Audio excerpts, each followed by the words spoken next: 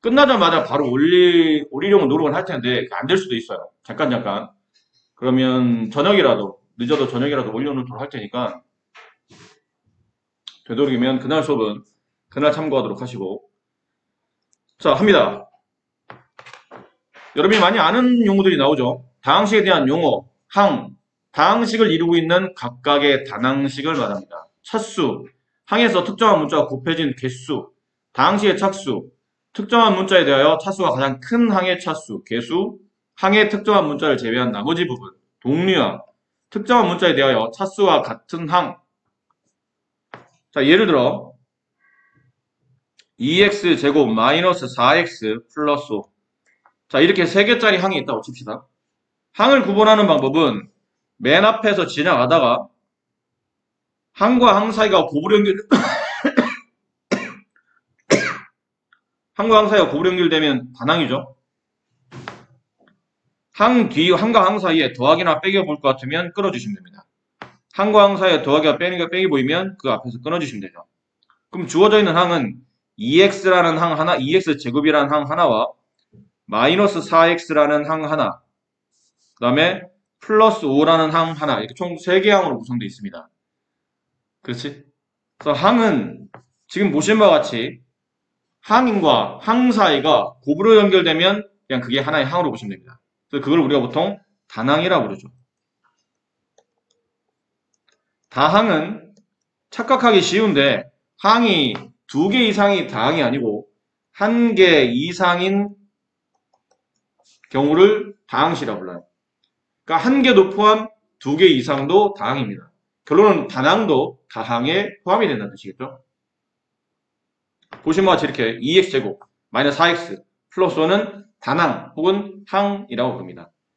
차수는 문자가 곱해진 횟수를 말하죠. 2x제곱은 2 곱하기 x 곱하기 x. x가 총 몇 번 곱해지면 2번 곱해졌네요. 얘는 2차가 됩니다. 얘는 마이너스 4랑 x가 곱해져 있기 때문에 문자가 한 번 곱해져 있죠. 1차가 될 것이고 플러스는 문자가 안 곱해져 있는 상수항입니다. 보통 빵차인데 빵차라 말하지는 않고 그냥 상수라고 부릅니다.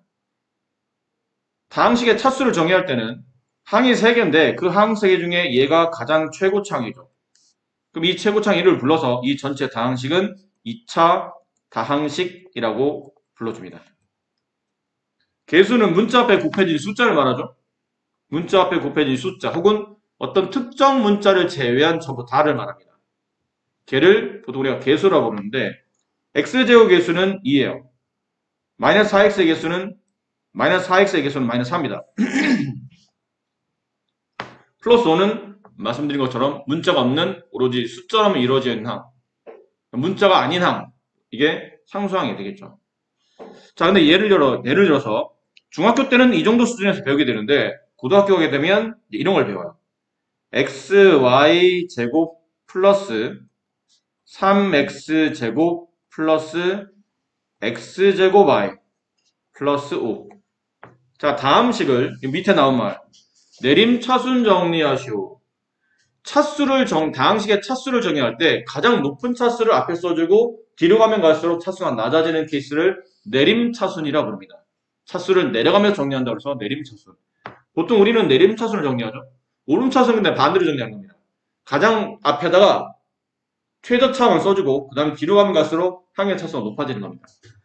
말씀드린 것처럼 우리가 보통 내림차순을 쓰기 때문에 오름차수 쓸 일은 거의 사실은 없어요. 근데 용어는 알고 있어야 되니까. 주어져 있는 다항식을 x에 관한 식으로 정리하시오. 자, 주어져 있는 다항식을 x에 관한 식으로 정리합시다. 그럼 x에 관한 식으로 정리하라는 얘기는 x가 문자라는 뜻이에요. 그럼 달리 말하면 x를 제외한 나머지 문자나 숫자는 전부 다 개수나 상수로 처리합니다. 자, 무슨 말인지 위에 있는 식을 x에 대한 다항식으로 정리하라는 뜻은 x의 최고차항이 여기 있어요. x의 최고차항이 여기 있습니다. x의 2차항이 최고차항이니까. 그럼 x가 하나 있는 1차항은 여기 있어요. 상수항은 여기 있습니다. 그럼 얘를 내림차수로 정리하라면 최고차항인 얘네들을 동령으로 묶어주는 겁니다. 그럼 x제곱이 동류항이라면 여기 있는 3은 x제곱의 개수가 됩니다. 그럼 여기 있는 y는 뭐죠? 얘도 x제곱의 개수가 됩니다. y는 문자 아닙니까? 개수는 보통 제가 숫자라고 배웠는데요. 그건 중학교 교과에서는 그렇게 배우는데 고등부 이상 교과에서는 그 문자를 제외한 나머지 모든 것들은 개수 처리합니다. 그럼 x에 대한 2차 함수를 정리하다 보면 3 플러스 yx 제곱 이렇게 묶입니다. 동량 처리가 돼서.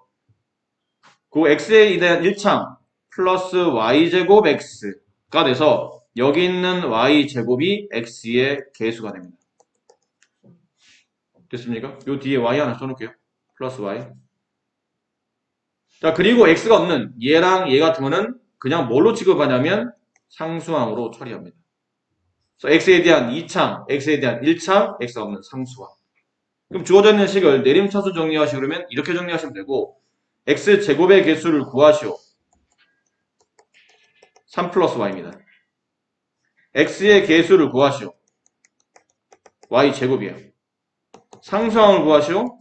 5 플러스 y. 이렇게 정리가 됩니다. 이해하시겠나요? 괜찮으시겠어요? 네. 여기 있는 내용들은 여러분이 차근차근 한번 해보도록 하세요. 그렇게 어렵지 않은 부분이니까 여기는 따로 선생님이 정리해드리는 것보다는 여러분이 하셔도 될 것 같은데 네. 그래, 여러분 해보세요. 이 정도는 할 수 있을 것 같아요. 다항식의 덧셈과 뺄셈.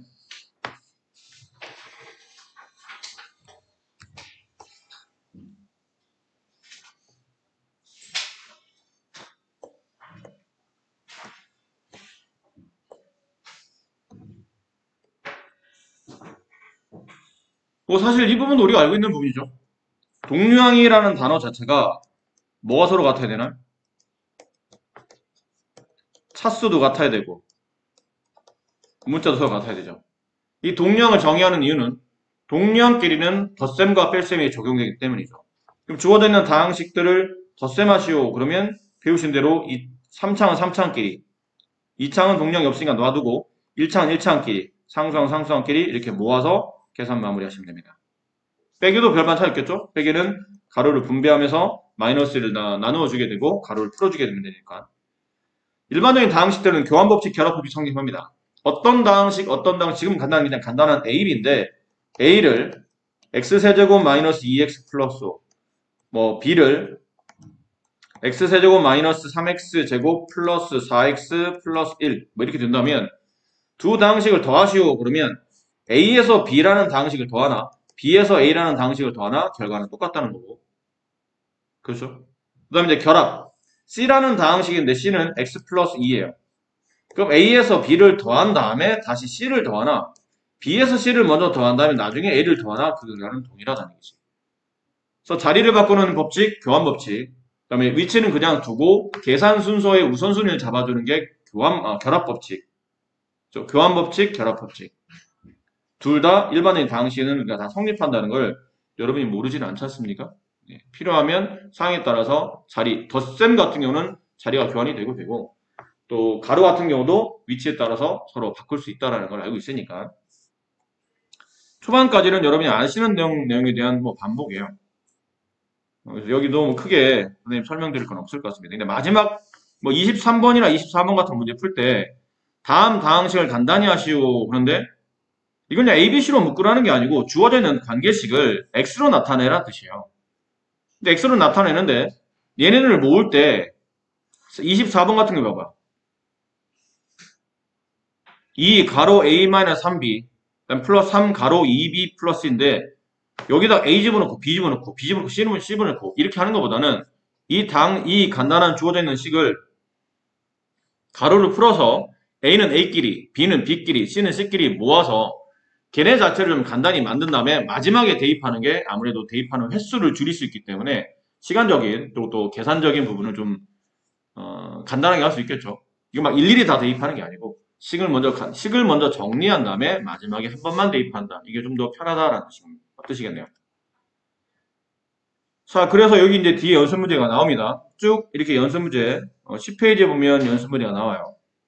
근데 이제 3번 정도만 앞쪽에 우리가 건너간 게 좀 있어서 3번 정도만 잠깐 봐드릴게요. 다음 식을 다음 중 가로 안에 있는 문자에 대한 내림차순으로 바르게 정량을 찾으시오 라고 되는데 아무래도 5번이 제일 어려워 보이니까 네.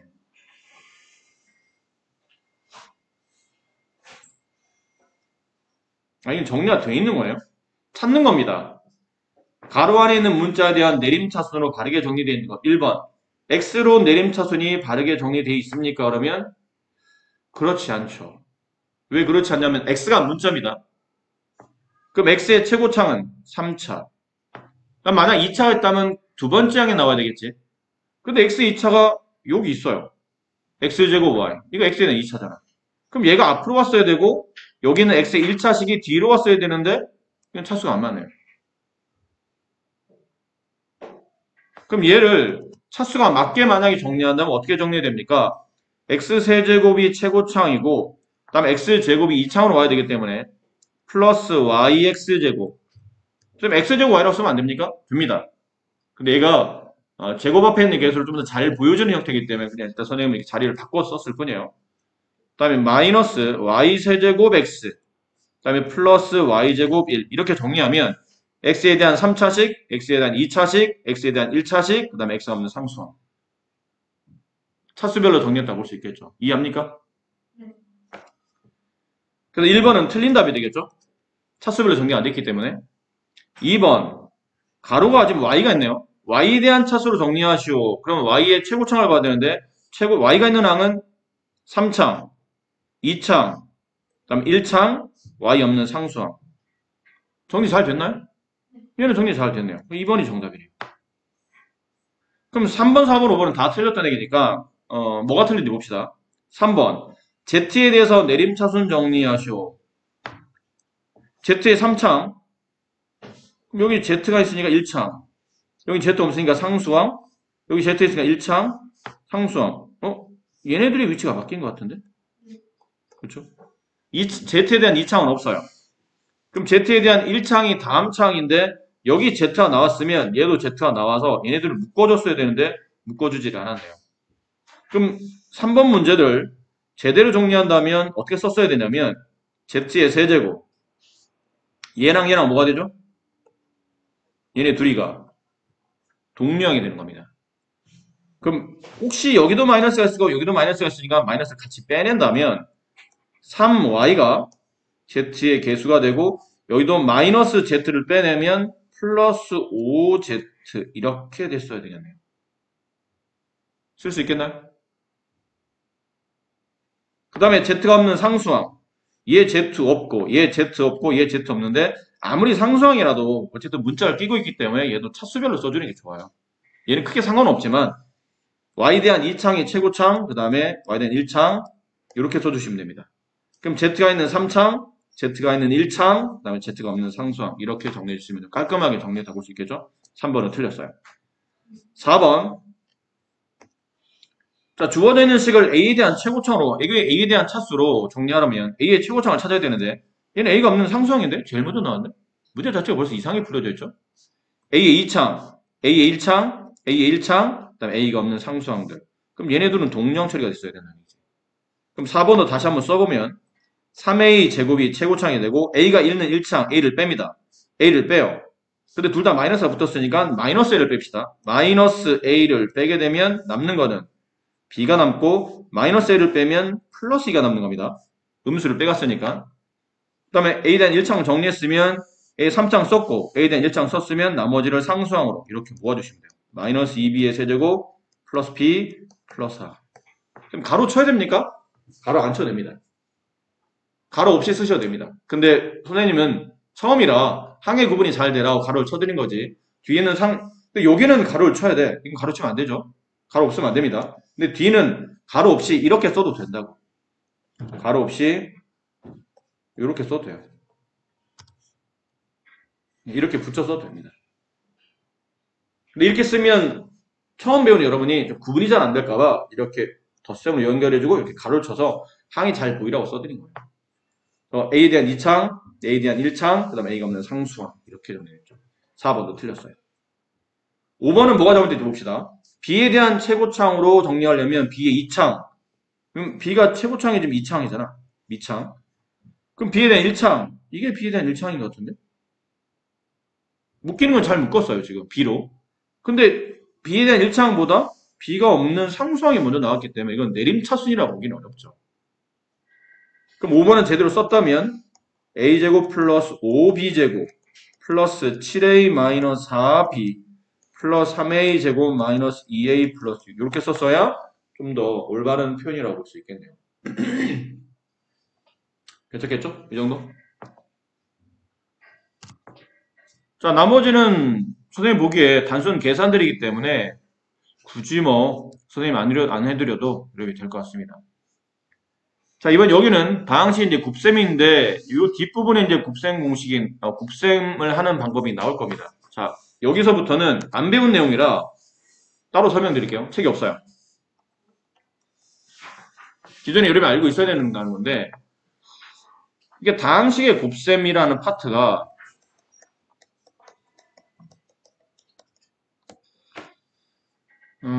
약간의 수학적 법칙을 이용해서 잘 나열해 주시면 되는 거예요. 별로 어렵지 않습니다.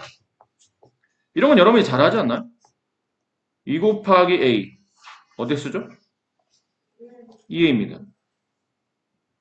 2라는 단항과 A라는 단항을 곱했기 때문에 근데 단항은 다항의 일종이라며. 그럼 2라는 다항과 A라는 다항을 곱한 거니까 이것도 다항식의 곱셈이라고 부를 수 있어요. 근데 이런 건 너무 쉽고 이런 것까지는 여러분도 알고 있어요. 2 가로 3x-1 이거 어떻게 하죠? 분배하죠. 6x-2 분배 법칙 위에서 가로를 풀어줍니다.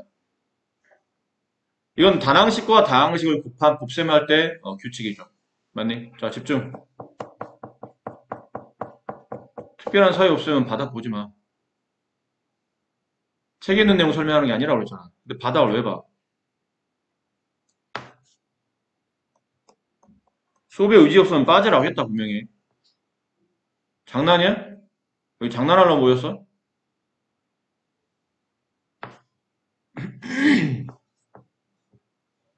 세 번째부터는 여러분이 안 배운 겁니다.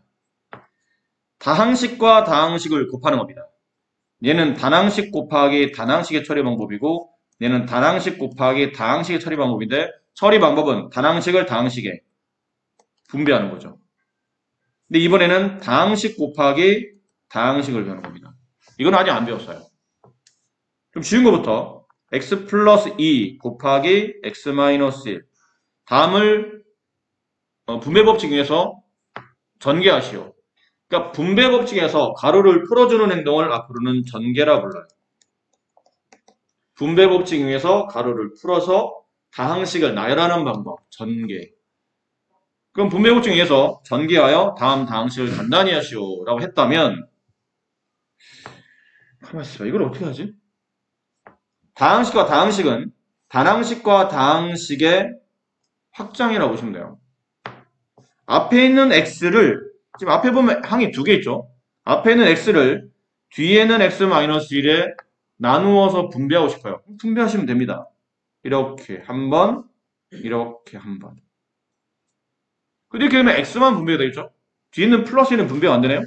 그럼 플러스 2도 분배하시면 됩니다. 이렇게 한 번, 이렇게 한 번 분배하시면 돼요. 이해갔나요?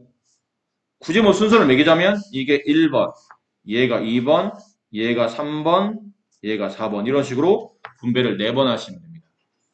그럼 x와 x를 1번, x와 x를 곱하면 x제곱이 되고 x와 마이너스 1을 곱하면 마이너스 x가 되고 플러스 2에 x를 곱하면 플러스 2x가 되고 플러스 2에 마이너스를 곱하면 마이너스 2가 됩니다. 이런 다음에 만약 동량이 있으면 당연히 동량은 모아줘야 됩니다. 얘네들이 동량이죠. 그래서 x제곱 플러스 x 마이너스 2 이게 3번에 나와 있는 얘를 전개한 형태가 되는 전개식이 됩니다. 전개선 만들어진 다항식을 줄여서 전개식이라고 해요. 지금처럼 곱셈이 되어 있는 다항식들을 분배법칙 이용해서 전개식으로 표현하는 이런 형태를 곱셈 공식이라고 합니다. 물론 곱셈 공식은 일반적으로 우리가 외워야 될 공식이니까 몇 개 안 되는 것처럼 보이지만 실제로 전개하는 과정 전체를 다 곱셈 공식의 개념이라고 보셔도 괜찮아요. 자, 그럼 다시 한번 A 플러스 B 곱하기 C 플러스 D를 간단히 하시오. 그러면 이렇게 분배하겠죠? AC. 그 다음에 이렇게 분배할 겁니다. 플러스 AD. 이렇게 분배할 겁니다. 플러스 BC. 이렇게 분배할 겁니다. 플러스 BD. 이 안에 동량이 있나요? 전개원하는 전개식에 동량이 있습니까? 없습니다. AC, AD, BC, BD 중에 어느 하나 똑같은 문자를 가지고 있는 배열은 없어요. 문자를 여러 개 다루다 보니까 한 개씩, 두 개씩은 같은 문자를 가질 수 있겠지만 전체가 완벽히 똑같아야 되는데 전체가 완벽히 똑같은 항은 없어요. 그럼 동량이 없으므로 이게 그냥 결과입니다. 전개하는 결과가 된다는 거죠. 아시겠죠?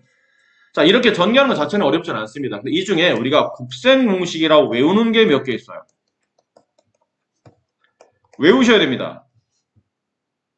고등학교 수학은 상당히 치밀하게 짜져 있는 고도의 암기 과목이에요.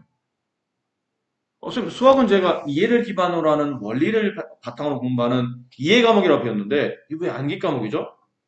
중학교 수학은 맞아요. 개념이 많이 입각해 있는 원리를 공부하는 그런 학문이라고 본다면 고등학교 수학은 말을 잘못했네요. 대한민국 고등학교 수학은 속도전입니다.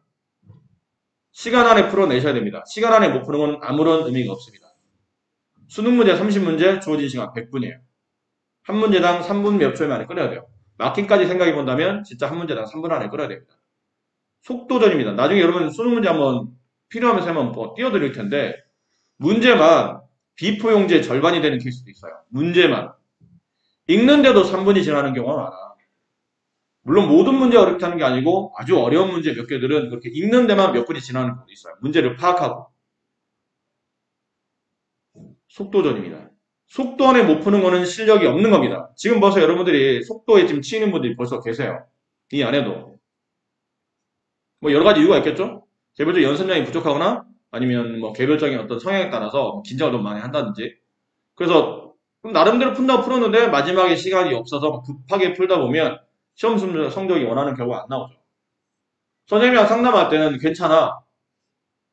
원래 네 실력은 이게 아니야. 선생님 보기 이 정도 난이도에서 네 실력은 충분히 90점 이상 나올 수 있는 실력이 난다. 그러니까 너무 실망하지 말고 우리가 다음 시험을 잘 준비하자. 라고 말은 하지. 사실이야. 거짓말 아니야. 근데 너랑 나랑 둘 빼놓고 세상 사람 모든 사람 네가 이번 시험에 봤던 결과를 가지고 널 판단할 거야. 만약 이번 시험에 네 결과가 만약 75점이었어? 너랑 나랑 얘기할 때는 너 충분히 95점 받을 수 있는 시험지였는데 아깝다. 우리들은 95로 타협받지만 다른 사람들은 너를 75점으로 보는 거야. 그게 맞는 거니까. 그게 실력인 거니까. 시간 안에 못 푼 건 의미가 없는 겁니다. 실력이 부족하다고 생각하는데 아직도 어린 학생들이 뭐에 착각을 빠지냐면 나는 알아. 나는 아는데 아직도 내가 시간을 조절하는 능력이 부족하기 때문에 내 실력은 95지만 아깝게 75가 나왔어. 아직까지는 아까운 게 맞아. 근데 고등학교 1학년이 딱 되는 순간부터는 아까운 건 없어. 현실이야. 시간 안에 못 푸는 거를 스스로 받아들여야 돼. 실력이 부족하다는 걸 느껴야 됩니다. 시험이 끝난 다음에 시험지를 다시 돌아보고 아 이건 풀 수 있었는데 아 이건 아는 건데 의미 없어요. 나중에 너 대학교 갈 때 대학교 학장한테 직접 가서 사실은 제가 이때 뭐 3등급 받았는데 실제로 3등급 받을 실력은 아니었습니다. 근데 제가 너무 긴장하는 바람에 이거 아는 문제였는데 제 시간에 못 풀어서 그래요. 제 실력은 2등급입니다. 믿어줄까? 믿어주는커녕 만날 수도 없어. 무슨 이유로 그런 이유로 뭐 학장을 어떻게 만나? 그러니까 이 곱셈 공식을 배우는 궁극적인 목적이 뭐냐면 구구단과 비슷한 개념이라고 생각하시면 돼요. 모르지 않아. 어떤 학생도 곱셈 공식을 배워나면 하나씩 흔히 말하는 전문용어로 노가다를 띄면 돼. 하나씩 나열한 다음에 동량 처리할 것을 처리해서 답을 전개식을 마무리하면 될 거 아니야. 근데 이걸 왜 외우냐면 구구단을 외우는 원리가 똑같아요. 구구단을 외우는 원리는 3 곱하기 4, 3을 4번 더하면 12, 4를 3번 더하면 12. 누가 그렇게 해? 3, 4, 12 외우잖아. 구구단을 외우는 원리는 연산법을 빨리 해서 계산 처리 속도를 줄이려고 하는 겁니다. 곱셈 공식을 외우는 이유도 그렇습니다. 연산 처리 속도를 빨리 해서 시간을 줄이려고 하는 거예요. 그러니까 암기를 안 하면 너만 손해요. 구구단 모르면 일일이 계산해야 되지. 곱셈 공식 암기 안 하죠? 그것도 빠른 시간 안에 암기하셔야 됩니다. 여러분 과제하실 때 계속 칠 거거든요. 어차피 칠 거면 빨리빨리 연습해서 빨리빨리 익히는 게 낫지 않을까? 한참 고생하다가 나중에 저절로 익혀지는 거는 의미 없는 행동이야. 너를 위해서도 필요한 공식들은 빨리빨리 외우셔야 됩니다. 자, 곱셈 공식 갑니다. 1번. 번호가 매겨져 있지는 않은데 보통 교재마다 이런 순서로 나와 있어요. a 플러스 b의 제곱. 오늘은 중학교 교과수준에 설명드릴 겁니다. 다음 시간에는 고등부 교과수준에 맞춰서 설명드릴 거예요. a 플러스 b의 제곱은 a 플러스 b가 2번 곱해진 거겠죠. 분배합니다. 이렇게 분배하면 a제곱. 이렇게 분배하면 플러스 ab. 이렇게 분배하면 플러스 ab. 이렇게 분배하면 플러스 b제곱. 동량이 나왔네요. ab. a제곱 플러스 2ab 플러스 b제곱. 네. 저렇게 전개하면 되는군요. 뭔가 수업을 잘못 들은 것 같은데 저렇게 전개하는 과정을 보여준 게 아니고 여기 있는 이 식을 보면 바로 이게 나와야 된다는 뜻이에요. 중간 과정은 생략하는 겁니다. 이게 결론입니다. 앞에 있는 식을 보면 뒤에 있는 결과가 바로바로 떨어야 돼요. 그럼 앞에 있는 교조가 어떻게 뒤가 되는지 중간 과정을 봤으니까 이제 형성화돼서 생각해보면 AB로 기억하면 안 된다. 문자가 맨날 AB로 나오는 게 아니니까 어떤 네모라는 항과 세모라는 항이 덧셈돼 있어. 근데 그 전체를 제곱해. 그래서 이 식의 이름을 합의 제곱식이라 불러요. 두 식을 더한 다음에 전체를 제곱한 식이라 합의 제곱식. 중간에 어쩌고저쩌고 과정을 거치죠? 결론이 뭔가요? 결론이 뭔가요? 앞에 있는 항을 제곱합니다. 두 번째 항의 결론은 뭔가요? 플러스 2배 한 다음에 앞에 있는 항과 뒤에 있는 항을 서로 곱합니다. 마지막은 뒤에 있었던 항을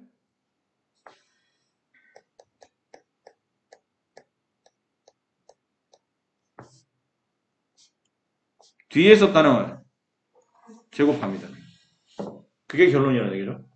그럼 연습 3x 플러스 2y의 전체 제곱을 계산하시고 그러면 이런 과정 생략하겠다는 뜻이에요. 빠르게 결론은 앞에 있는 3x라는 항을 제곱 플러스 2배 한 다음에 앞에 있는 3x항과 뒤에 있는 2y항을 곱해주고 마지막 뒤에는 2y항 전체를 제곱한다. 2y를 제곱하는 게 아니고 2y 전체를 제곱하는 겁니다. y를 제곱하는 게 아니에요. 그럼 결과는 9x제곱 플러스 2, 3, 2를 곱하면 12xy 플러스 4y제곱. 이 결과는 이렇게 된다는 걸 빠르게 인지하셔야 됩니다. 됐습니까? 곱셈고시 1번입니다. 곱셈고시 2번이에요. a-b 전체 제곱입니다. 마찬가지로 a-b 곱하기 a-b가 분배된 거기 때문에 전개하면 이렇게 해서 a제곱 이렇게 하면 마이너스 ab 이렇게 하면 마이너스 ba인데 보통 알파벳 순을 쓰니까 이렇게 하면 플러스 b제곱이에요. 음수음수 곱하면 양수가 되겠죠. 동량 처리가 나오네요. a제곱 마이너스 2ab 플러스 b제곱이 됩니다. 이런 경우를 차의 제곱식이라고 불러요. 두 식을 뺀 다음에 그 전체를 제곱한 식, 차의 제곱식.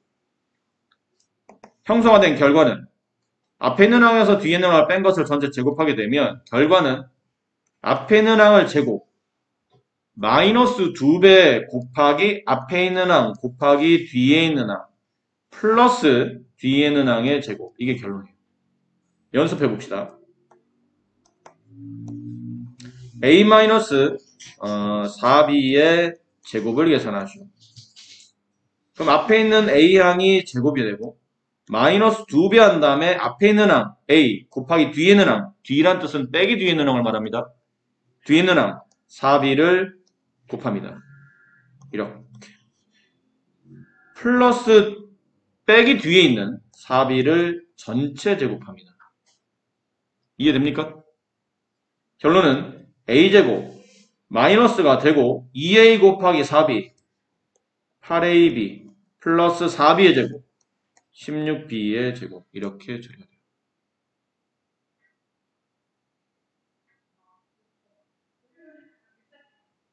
됐어요? 연습은 여러분이 하셔야 되는 겁니다. 근데 일단 이 개념은 알아들으시겠어요? 네. 세 번째. 처음에는 1번은 합을 두 번 곱한 거죠. 똑같은 항이야. 항의 모양이 다르면 안 돼. 똑같은 항 두 개를 똑같이 더한 것을 두 번 곱한 거고, 두 번째는 똑같은 항끼리 뺀 값을 두 번 곱한 거예요. 그럼 세 번째 결과는 한 번은 더하고 한 번은 뺍니다. 근데 항의 모양은 똑같아요. A, B. 분배합니다. 이렇게 분배하면 A제곱, 이렇게 분배하면 뭐가 돼요? 마이너스 AB. 그 다음에 이렇게 분배하면 플러스 AB. 이렇게 분배하면 마이너스 B제곱이에요. 얘랑 얘랑 지워지네. 뭐가 남죠? A제곱 마이너스 B제곱. 이 식을 합과 차의 공식이라고 불러요. 합차의 공식. 연습 문제.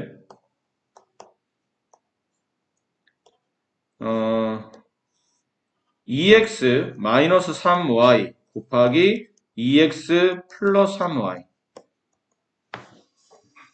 합차라고 해서 꼭 합이 먼저 나오라는 법은 없어. 합과 차와 곱셈이니까 이 순서는 뒤바뀔 수도 있는 겁니다. 그럼 앞에 있는 항과 뒤에 있는 걸 보니까 앞에는 네모, 뒤는 세모. 근데 뺐네. 근데 앞에는 네모, 뒤에 세모를 이번엔 더했네. 결론이 뭐라고요? 앞에 거 제곱 빼기 부가 다른 항이 제곱되는 거예요. 아셨죠? 앞에 거 제곱 빼기 뒤에 거 제곱인데 결론은 둘 중에 하나 마이너스가 붙어요. 제곱항에 마이너스가 붙어. 근데 마이너스가 붙는 항은 어디라고요? 앞에 있는 가로 두 개 중에 똑같은 항의 모양인데 부가 서로 다른 항이 있어요. 개가 제곱이 되는 겁니다. 그러니까 개 제곱 앞에 마이너스가 붙는 겁니다. 그럼 얘도 2x, 2x 둘 다 플러스죠? 3y, 3y. 근데 얘는 하나는 마이너스 하나는 플러스네. 그럼 3y 제곱 앞에 마이너스가 붙는 뜻이에요. 이해하셨어요? 그럼 계산 결과는 앞에 있는 2x를 제곱 마이너스 뒤에 있는 3y의 제곱. 정답은 4x제곱 마이너스 9y제곱이 답이에요. 아셨니? 됐어요? 그 다음에 책에 보면 네 번째 공식하면 이런 것들이 나와. x 플러스 a 곱하기 x 플러스 b. 이렇게 분배하면 x제곱. 이렇게 분배하면 플러스 bx. 이렇게 분배하면 플러스 ax. 이렇게 분배하면 플러스 ab. 얘를 모아주면 동령 처리가 되죠. x제곱 플러스 a 플러스 bx 플러스 ab 이렇게 돼요. 얘는 따로 이름은 없습니다. 언제 쓰이는 겁니까? 하나의 항은 동일한데 나머지가 서로 다르게 배열되어 있을 텐데 이것도 예를 바로 직접 드릴게요. 2a 플러스 3 2a 마이너스 1 뭐 이런 거예요. 그러니까 앞에 있는 2a는 똑같은 모양인데 뒤에는 항의 모양이 서로 다른 겁니다. 그런 걸 계산할 때는 계산 결과를 잘 보시면 앞에 똑같은 항은 두 번 제곱이 되고 그치? 앞에 똑같은 여기 쓴 걸 어떻게 썼어요? 앞에 똑같은 항은 가로 바깥에 쓰며 어떻게 하라고요? A, B라는 얘기는 얘랑 얘랑을 덧셈하는 거예요. 얘랑 얘랑을 덧셈하라는 얘기예요. 이렇게. 마지막은 여기 두 개를 서로 곱해서 써라. 마이너스 3. 그래서 4a 제곱 이게 플러스 2죠? 플러스 4a 마이너스 3 이렇게 쓰는 건데 편의상 하나 마지막 하나 더 써드릴게요. 책에 나오는 대로 써드린 겁니다. 5번 풀이 이게 보면 ax 플러스 b 곱하기 cx 플러스 d 얘는 결과가 ACX 제곱 플러스 AD 플러스 BCX 플러스 BD라고 돼 있어요. 책에 보면 의미가 없습니다. 이걸 공식을 외우는 거는 전혀 의미가 없어요. 얘는 뭐 하는 게 나으냐면 그냥 분배하는 게 더 빠릅니다. 공식을 외워서 숫자를 대입하는 것보다는 그냥 분배하는 게 빨라요. 지금 수업을 들으시면서 잠깐 느끼셨겠지만 4번, 5번 설명할 때 선생님 굉장히 약간 대충 설명하는 느낌 못 드셨나요? 약간 4번, 5번 설명할 때는 그냥 대충 설명하는 느낌 듣지. 왜 대충 설명하냐면 4번, 5번은 외우지 않으셔도 됩니다. 4번, 5번은 그냥 아까 말씀드린 대로 분배하는 게 더 빨라요. 이걸 일일이 계산하는 것보다는 뭐 숫자 대입하고 이 모양 맞추려고 노력하는 것보다는 그냥 분배하시는 게 나아요. 근데 1, 2, 3번은 워낙 중요한 공식들이고 이들은 변형도 됩니다.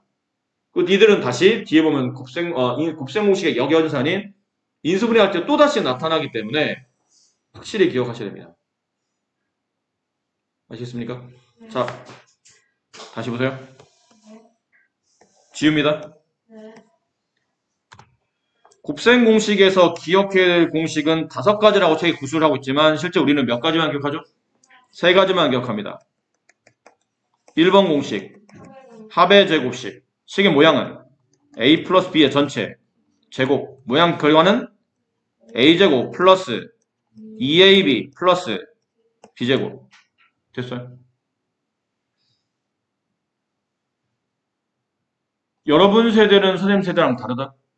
내 세대 때는 수능 시험을 보려면 나만 잘하면 돼. 지금 나만 잘하면 되죠, 선생님. 이 나만 잘하면 되냐는 게 무슨 말이냐면 남들한테 설명할 필요 없어. 내가 알고 있는 걸 남한테 알릴 필요도 없고 표현할 필요도 없어. 내가 알고 있는 지식을 내가 잘 쓰기만 하면 세대. 잘 쓰기만 해서만 하면 됐던 세대야. 근데 니네가 알고 있는 거를 자꾸 표현해야 될 세대야. 대학교 갈 때 니네 면접 볼 거 아닙니까? 면접 가서 뭐하니? 쓰니? 말해. 여러분이 알고 있고 여러분이 살아온 것들을 계속 알리는 작업이 필요한 거예요. 갑자기 이게 왜 하냐면 지금 수업을 하다 보면 새로 배우는 내용들이 많을 겁니다. 아니면 기존에 알고 있는 내용을 확장해서 좀 더 심화해서 배우는 내용이 많을 거야. 근데 그거를 중학교 수업할 때처럼 가만히 앉아서 그냥 그런 거구나. 이러지 마시고 뭔가 대답을 할 수 있을 때 있죠. 그때는 자꾸 대답을 같이 하려고 하는 습관을 들이는 게 좋습니다. 근데 만약에 제가 뭐 자신이 없어서 제가 원래 어릴 때부터 이렇게 막 말로 내뱉는 거 좀 자신이 없어서 그러면 안 들려도 괜찮아. 지금 마스크 썼잖아. 괜찮지? 마스크 썼잖아. 내 목소리 안 들려도 괜찮아. 근데 말을 하는 것처럼 지금처럼 이렇게 a 플러스 b의 제곱을 전개하면 어떻게 되죠? 그러면 a제곱 플러스 2a 플러스 b제곱이에요 라고 말하는 친구가 있는 반면에 말 안 해도 괜찮아. 그냥 마스크 안에서 입만 뻥긋해도 괜찮아. 목소리는 안 나와도 괜찮아. 근데 자기 혼자 얘기해도 괜찮아. 하지만 이게 상당히 중요하다. 아는 거를 자꾸 입으로 내뱉는 작업이 목소리가 상대방한테 전달되면 더 좋겠지만 아니어도 괜찮아. 아셨죠? 자꾸 자기가 알고 있는 것들을 말로 표현하려고 노력하고 자꾸 이게 머릿속에 있는 거를 끄집어내려고 노력해야 정리가 된다고. 근데 은근히 이 말을 하는 작업이 정리할 때 상당히 도움이 되는데 이건 말을 안 하다 보면 수동적으로 남이 하는 거를 그냥 듣고 공유만 끄떡거릴 수밖에 없어요. 일단 수업 자체가 수동적이 됩니다. 근데 말을 하기 시작하면 주체가 천천히 바뀌기 시작해. 나에서 너로. 자, 차의 제곱식 a 빼기 b의 제곱은 결과 어떻게 되죠? a제곱 마이너스 2ab 플러스 b제곱 돼요. 세 번째 a 플러스 b 곱하기 a 마이너스 b a제곱 마이너스 b제곱. 자, 근데 여기서 기억하셔야 될 게 일반 교재는 여기까지 설명이 안 됐습니다. 근데 여러분 여기까지 기억하셔야 돼요. 마이너스 a 마이너스 b의 제곱은 a 플러스 b의 제곱과 실제로 동일합니다. 계산 결과가 똑같다는 뜻이에요. 둘 다 음수인 케이스. 이게 왜 똑같죠, 선생님? 이유는 두 가지로. 직접 계산해봐. 마이너스 a 마이너스 b 마이너스 a 마이너스 a 마이너스 b 분배 a제곱 분배 플러스 ab 분배 플러스 ab 분배 플러스 b제곱. 답이 똑같네. 두 번째 방법은 마이너스 a 마이너스 b에서 이 가로 전체 제곱이죠. 저 음수를 바깥으로 이렇게 한번 빼봅시다. 마이너스 A라는 거는 마이너스 1이 곱해져 있지. 마이너스 B도 마이너스 1이 곱해져 있지. 둘 다 마이너스 1이 곱해져 있는 이유는 분배됐기 때문이잖아. 그럼 분배되기 전으로 이렇게 곱셈 공식을, 그러니까 그 분배 법칙을 역으로 계산해서 이렇게 음수를 빼낼 수 있다는 뜻이야. 다시 음수를 집어넣으면 마이너스 A, 마이너스 B가 되겠죠. 근데 가로만 그렇잖아. 잠깐 이 제곱이 없다고 쳐봐. 얘랑 똑같죠? 얘랑 얘가 똑같은 게 이해되세요? 그럼 여기에 제곱을 붙였어. 그럼 여기 어디다 제곱 붙여야 돼? 여기다 제곱 붙이면 될까? 여기다 제곱을 붙이면 음에 관계없이 가로만 제곱한 거잖아. 근데 우리는 음을 포함한 전체를 제곱해야 되니까 이렇게 제곱하는 게 맞지 않을까요? 그치? 얘를 제곱한 거잖아. 그럼 얘랑 똑같은 얘를 제곱해야 되는 거죠. 또 바깥에 가로를 친 거예요. 자, 그러다 보면 음수도 두 번 곱하게 되니까 음수를 두 번 하면 뭐가 되죠? 플러스가 됩니다. 이렇게 돼요. 그럼 플러스는 제곱해야 의미가 없는 거니까 그냥 생략하고 가로 두 번 있는 게 무슨 의미가 있겠어요? 얘랑 같아지는 거예요.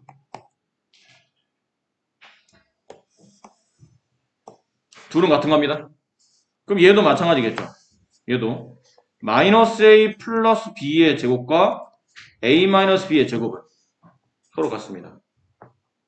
이것도 1번, 2번에 따라서 1번 직접 분배해봐라. 그럼 답이 똑같다는 걸 알 수 있다. 두 번째, 가로 안에서 음수를 끄집어내서 그 음수를 끼고 전체를 제곱하면 실제로 A 마이너스 B를 제곱한 결과가 동일하다. 라는 걸 알게 된다는 얘기죠. 됐습니까? 그럼 세 번째는 마이너스 A 마이너스 B와 마이너스 A 플러스 B를 제곱하면 A 플러스 B 곱하기 A 마이너스 B랑 같아요. 이건 왜 이렇죠? 첫 번째, 분배하면 똑같아지는 거고, 두 번째는 A 플러스 B와 마이너스 A 마이너스 B는 같을까요? 다를까요? 같습니다. A 마이너스 B. 왜 같죠? 그러면 이거 분배하면 똑같잖아. 분배수 똑같다는 얘기는 원래 똑같다는 뜻이에요. 그럼 A 마이너스 B와 마이너스 A 플러스 B는 어떨까요? 같습니다. 이거 왜 같죠? 얘랑 분배하면 이 답이 나와요. 이해합니까? 네. 되시겠어요? 네. 그러면 A 플러스 B와 여기 마이너스 A 마이너스 B가 서로 같다면 마이너스 A 마이너스 B가 같고 A 마이너스 B와 곱하기 이것 마이너스 A 플러스 B가 서로 같다면 근데 음과 음을 곱하면 뭐가 되죠? 양이 됩니다. 결론은 얘랑 곱한 결과와 얘네들이 곱한 결과는 같다는 거예요. 그럼 이런 게 실제로 어떻게 적용되는지 잠깐만 요 예제만 풀고 일단 오늘은 수업을 정리할게요. 이런 겁니다.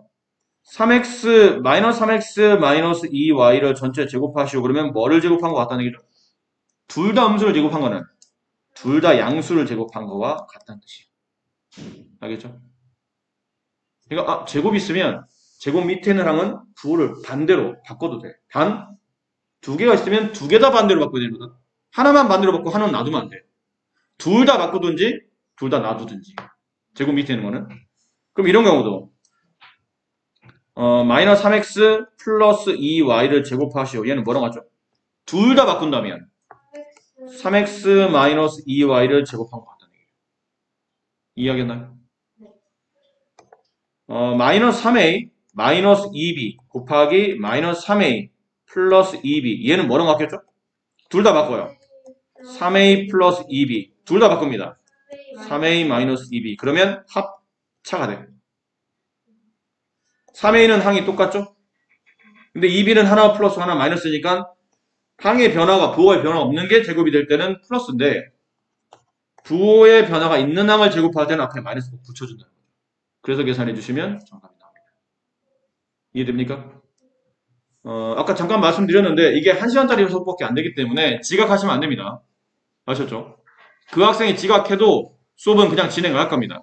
그러니까 절대 지각하지 않도록 2시에 수업이면 최소 못해도 2시 58분에는 도착해 있어야 돼. 앉고 뭐하고 하는데 하여튼 1, 2분은 걸릴 거 아니야. 3시에 오는 게 아니야. 3시에 수업을 시작할 거야. 아셨죠? 2시에 수업을 시작할 거야. 그러니까 거기에 맞춰서 와야 되지 딱 제 시간에 오려고 하지 마세요. 나가실 때 지금 드렸던 순서 그대로 그냥 덮어놓고 나가세요. 자리에 올려놓고 그냥 나가세요.